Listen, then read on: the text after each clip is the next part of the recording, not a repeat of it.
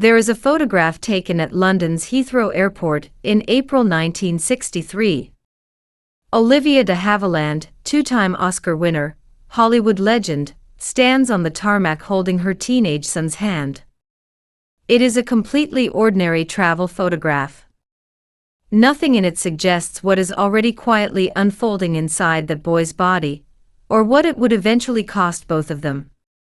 She died in 2020 at the age of 104, widely regarded as the last surviving major star of Hollywood's golden age.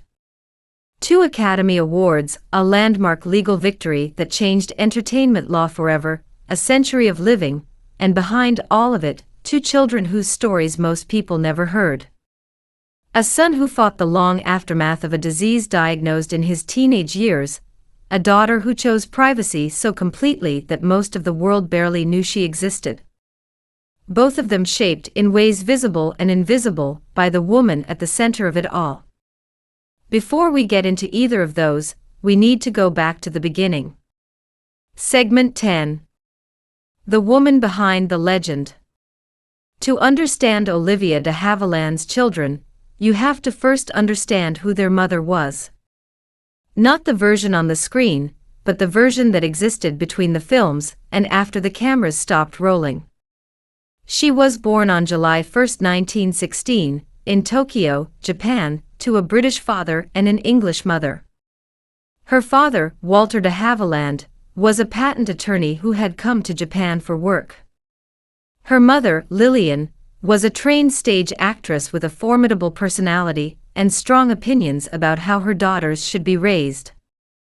When Olivia was just 3 years old, her parents separated, and her mother eventually moved both Olivia and her younger sister, Joan, later known to the world as Joan Fontaine, to California.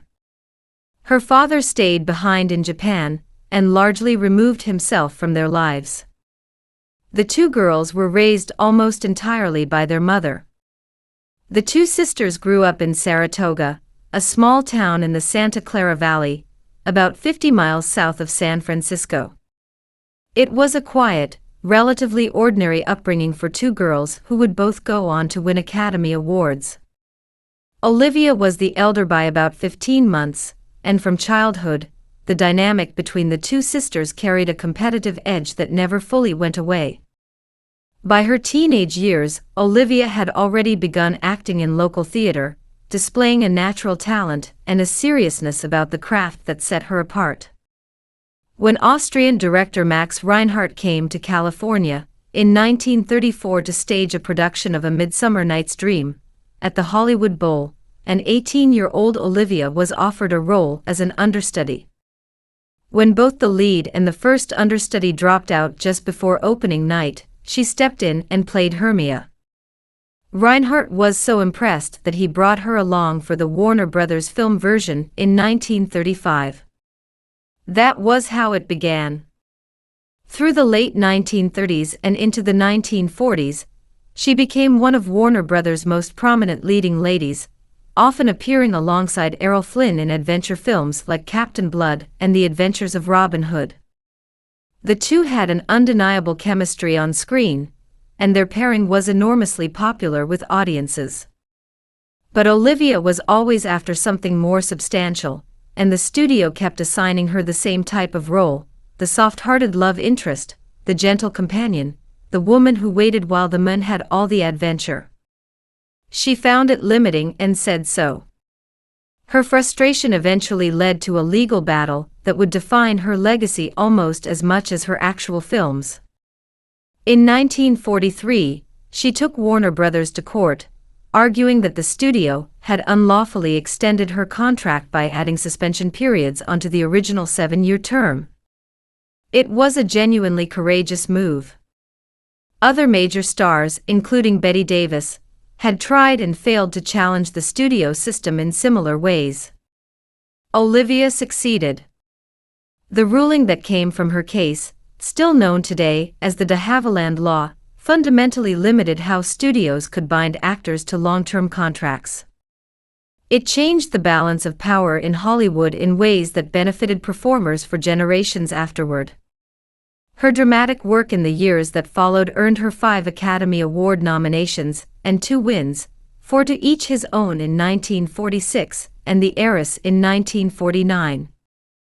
By then, she was widely regarded as one of the finest actresses of her generation, not just a studio contract player, but a genuine artist with something to say. But by the time that second Oscar arrived, her personal life had already taken a direction that would shape everything that followed. And that direction began with a man named Marcus Goodrich.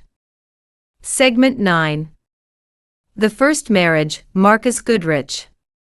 In the summer of 1946, while appearing in a stage production at the Westport Country Playhouse in Connecticut, Olivia de Havilland was reintroduced to a man she had briefly met before, Marcus Aurelius Goodrich.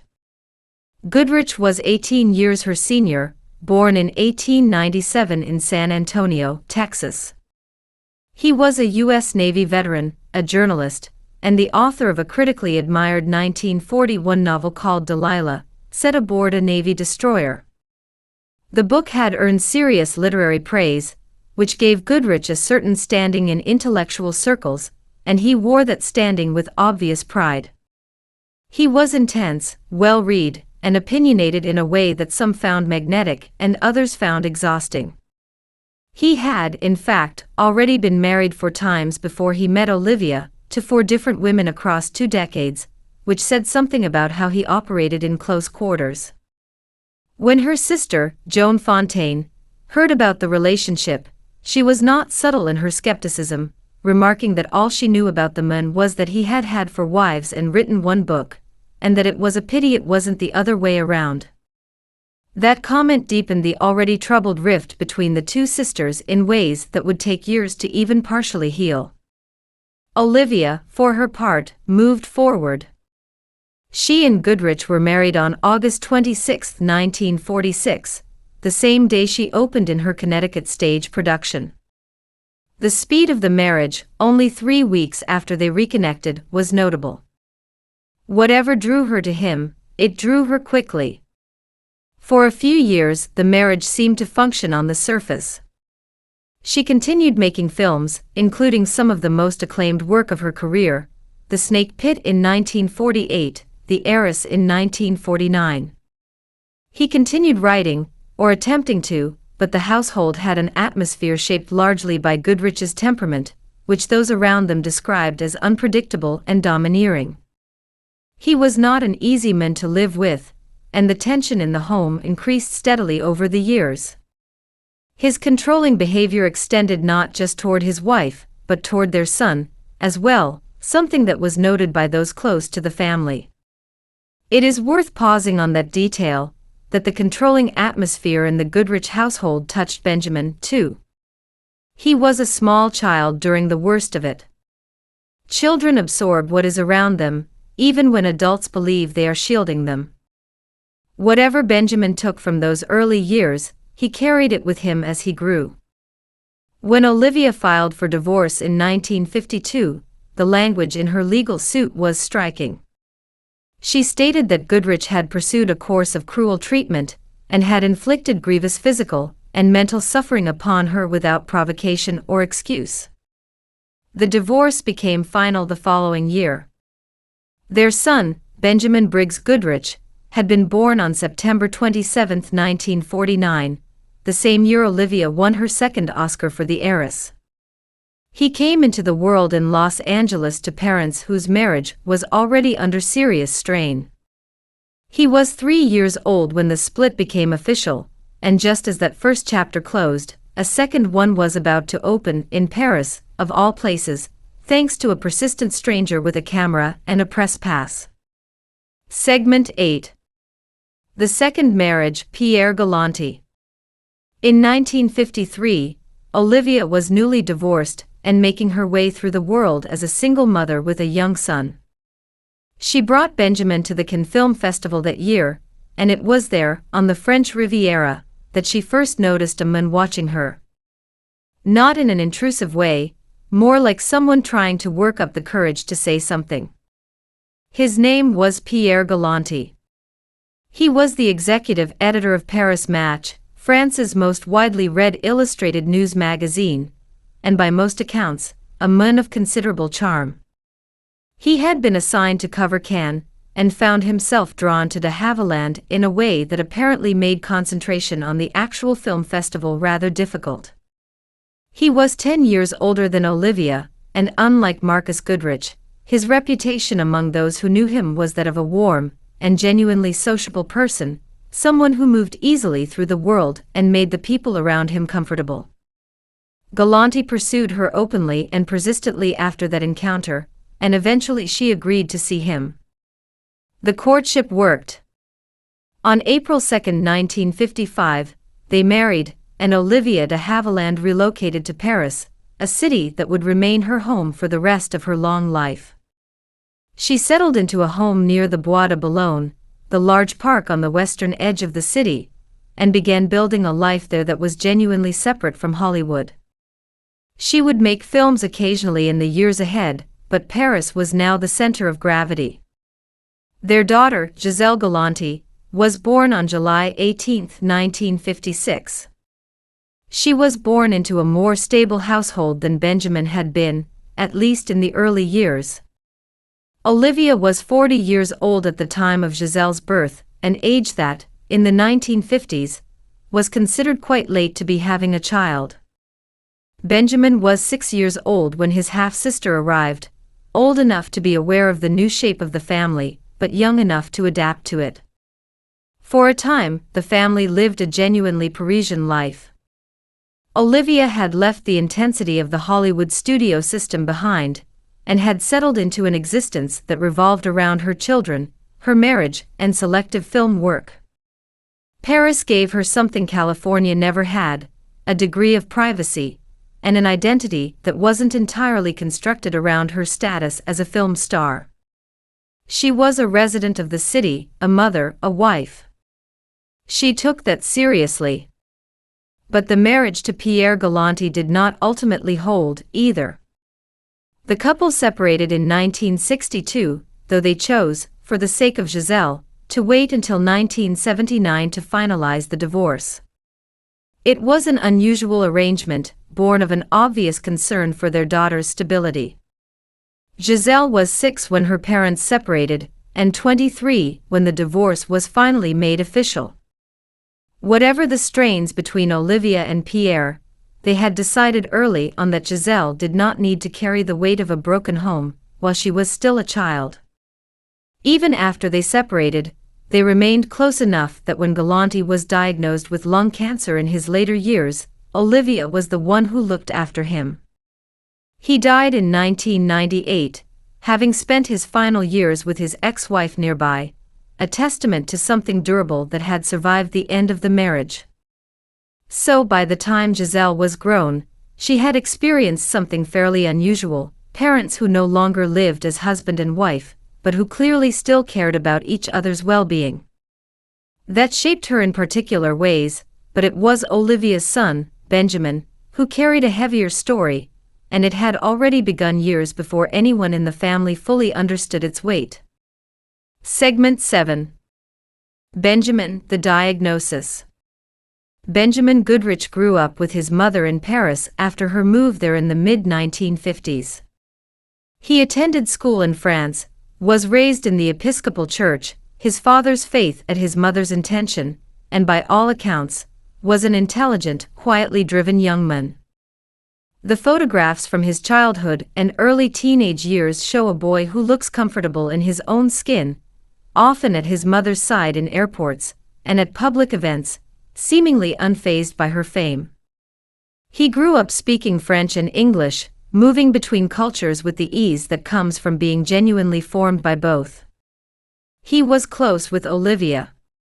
That much was evident, not just from photographs, but from the way she would speak about him throughout her life, with a steadiness that only comes from a relationship built on genuine affection and daily presence.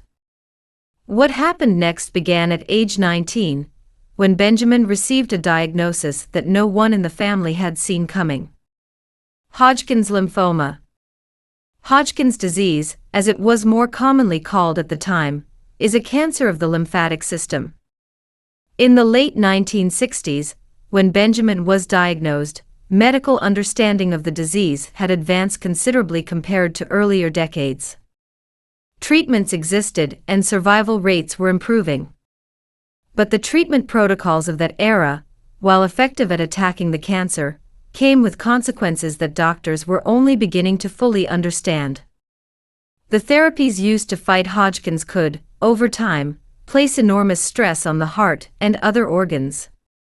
For some patients, the damage accumulated quietly over years, even decades, long after the cancer itself had been brought under control. Benjamin fought back against the diagnosis.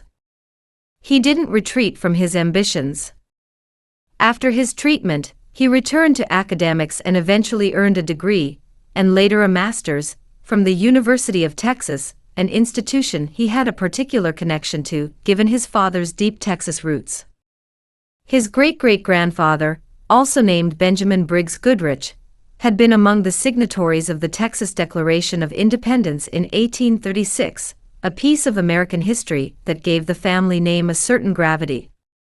After graduating, Benjamin went to work as a statistical analyst for the Lockheed Missiles and Space Company in Sunnyvale, California.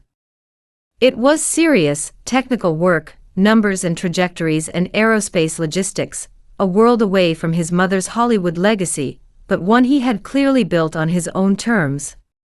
He later worked in international banking as a representative for the Texas Commerce Bank in Houston. By any measure, he was living a full and purposeful life, carrying the weight of his diagnosis privately, while the world around him had no idea what the treatments of his teenage years had quietly set in motion inside his body. None of this looked, from the outside, like the life of someone still living under the shadow of a teenage cancer diagnosis. He was building a real career. He was moving through the world. But the heart was carrying what the treatments had left behind. Segment 6. Benjamin, the long consequence. The particular cruelty of what eventually caught up with Benjamin Goodrich was not the cancer itself. He had survived that. It was the damage that the treatments had done to his cardiovascular system over the 20-plus years since his diagnosis at 19. By the late 1980s, after years of working in aerospace and banking, Benjamin had made a decision that said a great deal about his character. He returned to the University of Texas to pursue a doctorate. He was in his late 30s at this point, working towards something longer and more demanding, perhaps because the closer he got to his own limits, the more he wanted to leave something behind. The decision to return to academia, after a full career in the private sector, is not an easy one. It requires a willingness to start again, to be a student when you have already been a professional. Benjamin made that choice deliberately. He had moved back to Paris, to his mother's home, in fact, in the period leading up to his death. That fact alone speaks to how the relationship between mother and son had developed over the decades. Not every adult child could move back in with a parent as celebrated and private as Olivia de Havilland.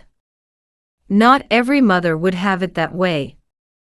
But that was where he was, in the apartment on the quiet street near the Bois de Boulogne, in the city where he had grown up. There is something circular and, in its own way, peaceful about that. A life that ended in the place where it had been shaped. He died on September 29, 1991, 2 days after his 42nd birthday, at his mother's Paris home. Heart disease, brought on by the long-term damage caused by his Hodgkin's treatments. He had carried that ticking consequence inside him for more than 2 decades before it finally gave out. He was 42 years old. His funeral was held at the American Cathedral in Paris, the same church where his mother had served as a scripture reader for years, and where she herself would eventually be mourned nearly 3 decades later. What followed almost immediately after made the loss even harder to absorb. His father, Marcus Goodrich, died just 3 weeks later on October 20, 1991. He was 93 years old, the man who had caused his mother so much pain, the same man she had described after his death as a masterful writer and a remarkable person, died barely 3 weeks after his only son. Father and son gone within the same month. Olivia was 75 years old when all of this happened. She had in 1 month lost both her first child and her first husband. She would live for nearly 30 more years after that.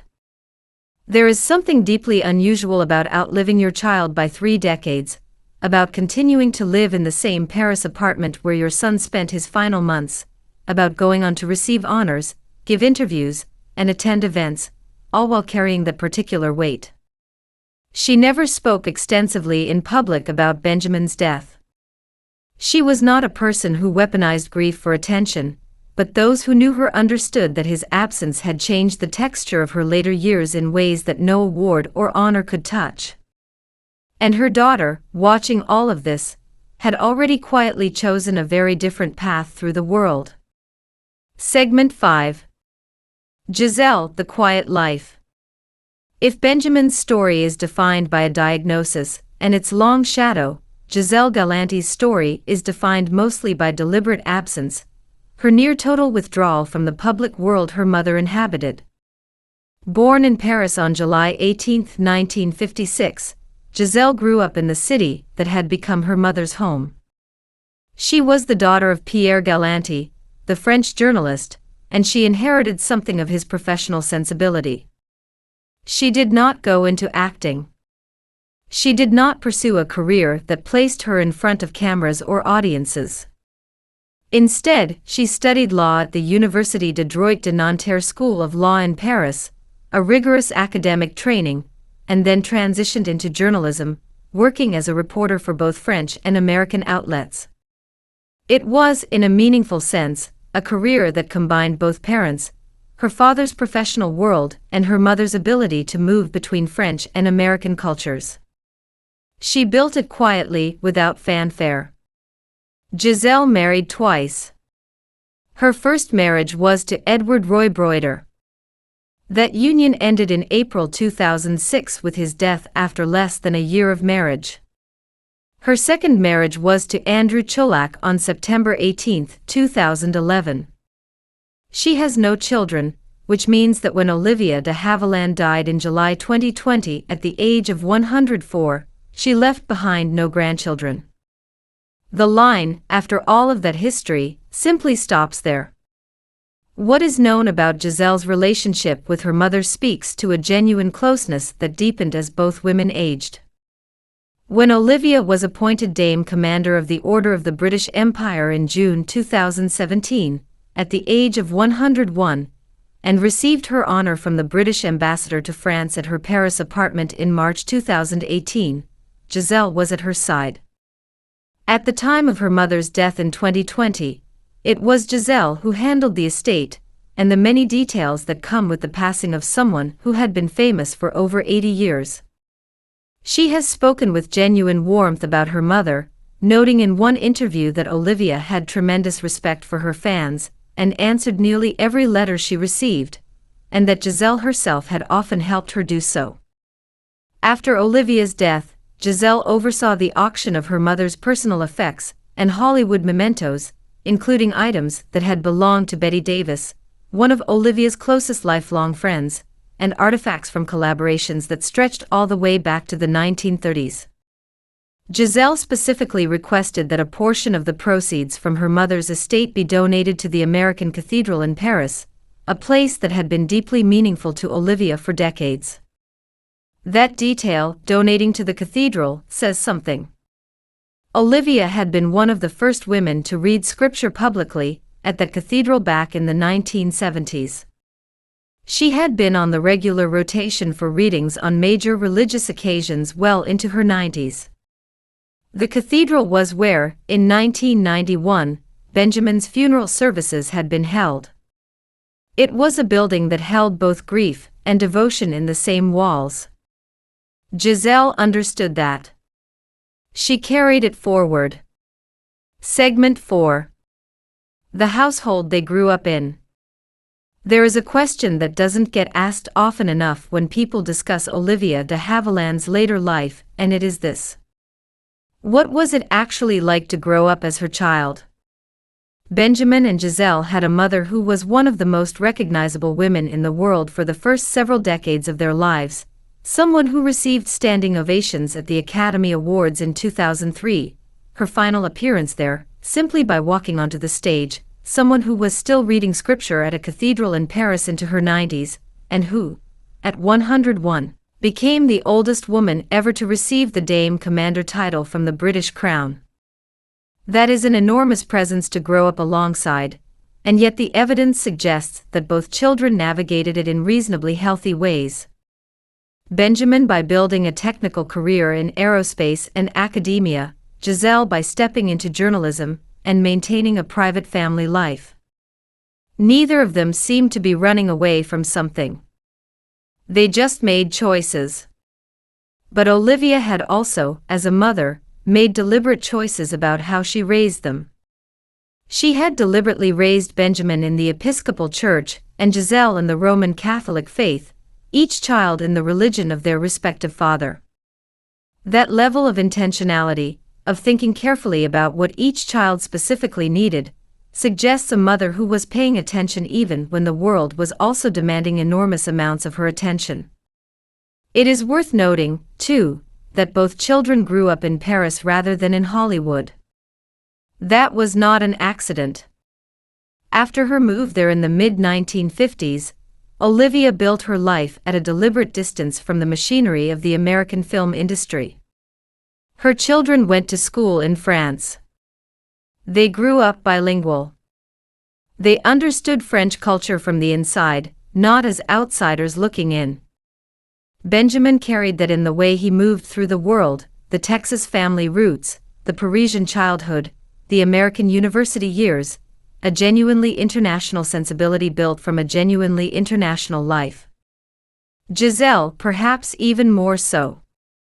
She studied French law, worked as a journalist in both France and the United States, and occupied a space between two cultures so naturally that it seemed less like an identity she had constructed and more like simply who she was. Both children had inherited something real from the unusual geography of their upbringing. The household also had the particular texture of one shaped by a parent who had been through a great deal before her children arrived. Olivia was 33 when Benjamin was born and 40 when Giselle came along. She was not a young mother starting out with everything still open in front of her. She was a woman who had already fought a landmark legal battle, won 2 Oscars, lived through the collapse of a difficult marriage, and relocated herself to a foreign country. She knew things. That knowledge had to have shaped the atmosphere in that Paris apartment, even when it was never put into words. She had also remained close to both her ex-husbands in ways that must have mattered to the children. She said kind things about Marcus Goodrich publicly after his death. She cared for Pierre Galanti through his final illness after cancer took hold, despite having been legally separated from him for decades. The children were watching a woman who, despite 2 marriages that ultimately didn't hold, chose not to let bitterness define the relationships. That is not nothing. It is, in fact, quite rare. Segment 3. A mother who outlived her son. There is no tidy way to account for the arithmetic of Olivia de Havilland's life. She was born in 1916. Her son was born in 1949. He died in 1991. She lived until 2020. She spent 29 years as a mother who had outlived her child. In the years after Benjamin's death, she continued to give occasional interviews, to appear at select public events, and to maintain the composed, dignified presence that had always defined her public persona. She was not a woman who dramatized her private sorrows for an audience. In the rare instances when she addressed Benjamin's death, she did so with restraint. What she said about his father, the man who had caused her documented suffering during their marriage, was that she had deep regard for him as a person and considered him a masterful writer. That statement, made after both Goodrich and Benjamin were gone, was its own kind of closure. She had found a way to hold the complicated truth of that first marriage without letting anger be the last word. But there is a particular kind of endurance required of a parent who buries a child, and then goes on living for 3 more decades.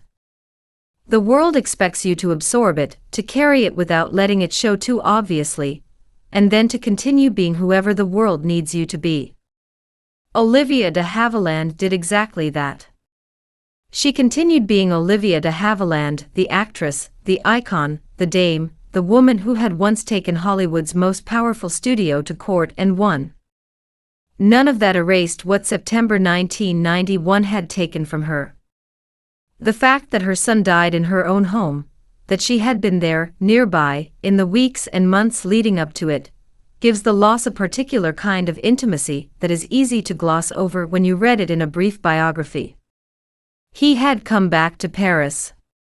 He had been working on his doctorate, reaching towards something.